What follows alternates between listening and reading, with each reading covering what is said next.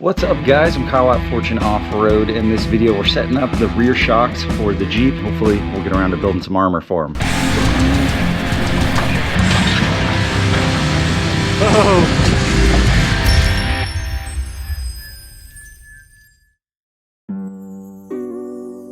So the first question should be, how did I know which shocks to order? Anytime you're changing up your suspension, whether you're lifting it, lowering it, or getting more articulation, one thing you need to do is change out your shocks. Shocks get worn out over time, and when you change your suspension, your shocks can be limiting you, or your suspension can damage your shock. So what I decided to do was use my redneck flex ramp in my front yard that my neighbors love, by the way, and flexed out the Jeep pretty good. Set my bump stops so the tire couldn't go any higher into my fenders. Once it was flexed out to the max, I figured out what that distance was between the shock mounting location and the upper shock mounting. So that is the compressed length of the shock. That's the longest a shock can be when it's fully compressed. So I want a little bit of buffer in there for my suspension to settle, or maybe if I change anything with my suspension. My distance between the two shock mounting locations when the suspension is all the way compressed on that side was about 15.5. That means I want to make sure my shock can handle going down to about 15, just in case my measurements are off or I decide to change anything or something like that. And on the extended side, I measured that as well to make sure the shock is going to be long enough to accommodate that. Now, one thing to consider is the type of shock that you're getting. You'll see people that have these shocks with the big reservoir hanging out the side. What's the point of that? Well, essentially it is additional fluid, so the shock can perform better over, a harsher environment, but also, and this is a big one for those guys that have a lot of articulation,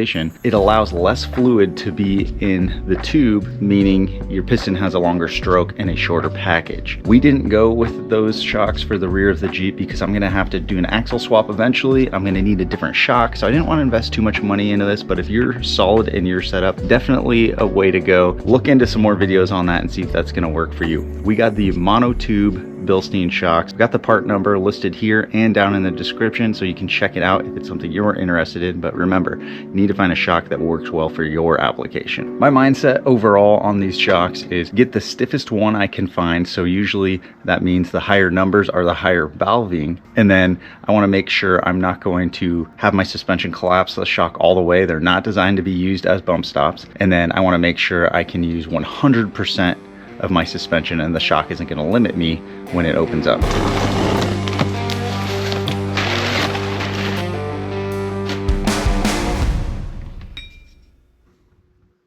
All right, found a bolt laying around that fits inside there and just cleaned up the edges a little bit so we can get a better contact for welding. Got this weird little spacer on there just because the bolt was too long, but we don't have it tightened down. It's just snugged up in there. We're gonna get these aligned and then it'll be a little bit easier to see where we need to weld on the axle.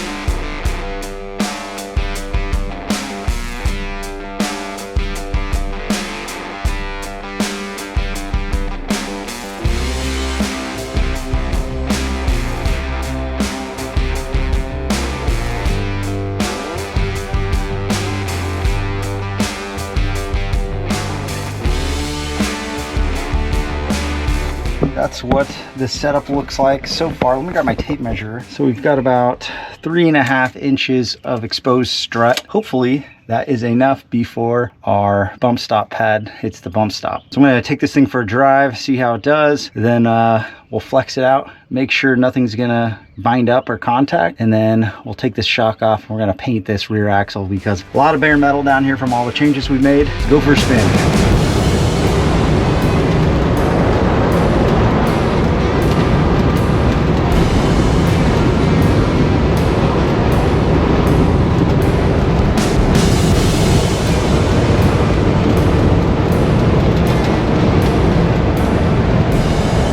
Went a little test drive. The shocks were working great. So as you can see from this, the shocks are at a little bit of an angle. The axle went back 4 inches, and even though I have some shock mounts that are 4 inches long, they kind of hang down more than they do forward. So we have a little bit of an angle, and it's, I don't know, it's about 30 degrees probably. Definitely not ideal. It'd be better if they were straight up, but we just don't have the room for it. And this is better than shock inboarding, where I was planning on going up like that, kind of where the gas tank mount is. And that would have been even worse angle, probably would have been about 45 degrees, only getting half of the dampening out of these shocks. So not worth it. So one of the new things we have is the shocks are hanging down kind of low, and you can see this whole strut right here. I've had rocks in this area before, so I'm going to attempt to build some skids to go over this. Let's see how that goes.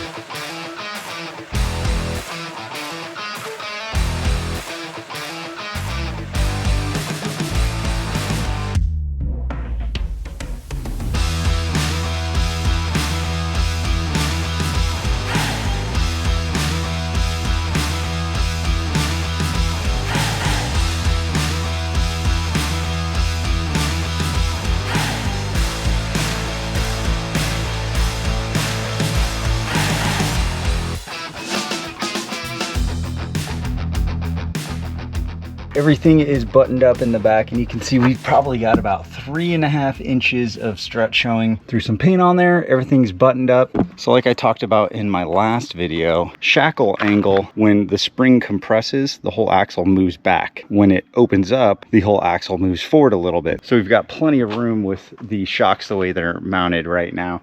And if I decide to lower it, raise it, move the axle again, do our axle swap, we've got a lot of wiggle room in the back. So another plus of staying leaf spring, you don't get all the articulation that you would with some sort of linked setup. We have more than enough shock, extra room on the compressed and the extended side. Ended up not building any armor for the shock. I'm gonna take my chances and just see how they do down there. I think they're gonna be okay. I started cutting out the templates for some shock armor, but the way that the shock is mounted, I would have to put it would have to be even wider than it is right now. So it would have even more of a chance of striking a rock or some object under there. It just seems like more work than it's worth. So I'm going for it. What I decided to do with my time instead was build some steering stops. So one thing that I needed to do a long time ago, and I hadn't, was these steering stops right here to help the tire stay away from the spring when it's turning. You can see all my tires have some marks right here from touching the leaf springs on both sides. And if I turn hard enough, it would have been a real problem. But new grade 8 bolt, the previous bolt that was in this Dana 44 knuckle was bent, so it wasn't stopping all the way. And then I have this little lock nut down there right now that sets it. So it's extended a little bit further, meaning the tire on this side, when it's turning to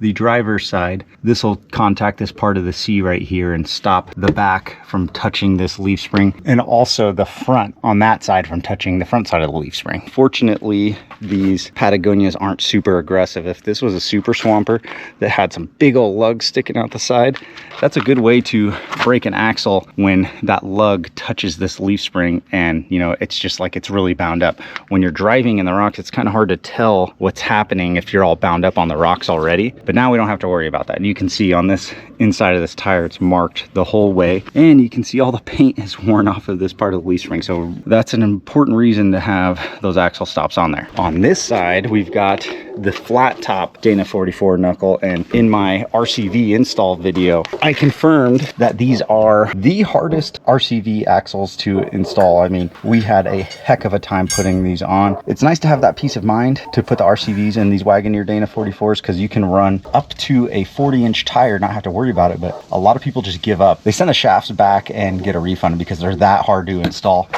The way you do it is you have to grind away all this backside of the knuckle, and then you have to cut the threads that are showing on your ball joint there. So, and look how close it is, very close. But anyways, because of that, didn't have an axle stop on here. This knuckle from eBay actually came with a big nub cast right here, and we just had to slice all that off. So to make sure we had an axle stop for steering in the opposite direction, I just welded on the nut right here onto the knuckle, so it's hitting this flat part of the C. Got another grade 8 bolt and a lock bolt to put on there, and good as new. I think the best way to do it would be to drill a hole in this knuckle and then tap it out. It just seemed like a lot of extra work, and there isn't a ton of material right here after I shaved this all down. I mean, like, this part's really skinny. So I decided to just weld on it. But nice, we have that peace of mind. Now we have that peace of mind that our tires aren't going to hit the leaf springs and we don't have to worry about it anymore. I like to get under here every once in a while, just look at everything and check all these bolts and make sure everything's nice and tight. Because honestly, for me, scariest place to drive this rig is not on the trail, it's on the road. You never know what wiggles its way loose after long trail rides, and you know what's gonna fall apart on the highway, and that would be the scariest thing to happen. But everything's looking nice and tight right now. A lot of new hardware on everything. These last couple of videos, I've been replacing all this hardware with some fresh stuff. I really should invest in some torque striping, you know, to put a stripe down this whole thing, and that way I can just do a quick visual and know that none of these nuts or bolts have backed out. Everything's holding up. When you get under here and you look at all these marks, kind of just verifies your decision to go with the toughest hardware you can find, because I mean, this stuff is really taking a beating under here. I got the axles to do an axle swap on this, so I'm trying really hard not to invest any more money in these Wagoneer Dana 44s, but one thing that sucks is these studs for the wheels are pretty small. I want to say they're 7/16, so definitely small. I would like to upgrade them to a 1/2 inch, which I don't think is that crazy of a process, you know. I'm just putting some new studs in there, but it will help us center the wheel on there too, so you know, less vibration. Yeah, this thing's ready to rock. We're gonna try to go do a trail this weekend, not sure what it is. I'm gonna drive it down to work just to make sure everything's good on the highway, and then eventually, if we've got the cash, I think I'm gonna upgrade these shocks up here to some nice Bilsteins to match in the back, because these things are worn out and old. Once again, don't want to invest too much money into the Dana 44 setup, but I think eventually we'll do a better job centering this shock over the axle, because right now the tire, when it gets up in there and I'm turning, can actually touch on the shock. You can see it wearing a little bit right there, but right now I'm kind of thinking of keeping this bump stop right here and then just putting like a hoop off of this part all the way to kind of where the shock is right now, and then having a nice centered shock right there. That's it for this video. Got a bunch of other videos on the Jeep, so if you haven't checked it out, we've got the YJ build playlist. I've up to this point thought of this as a very old school Jeep build, so I've tried to do things very simply the way we would have done it, like, you know, 20 years ago, because it's proven, it works, it's reliable. I think this is probably, we're approaching the end of this phase where I can just keep the Jeep like this and make these small corrections until we do our axle swap and go with 40s or 42s. I don't know, I'm crazy, I've got sickness. It's just gonna keep getting bigger. Stay with us, definitely subscribe if you want to see the future of this Jeep, because we got videos coming out all the time. Thanks for checking out this one, guys. See you in the next one.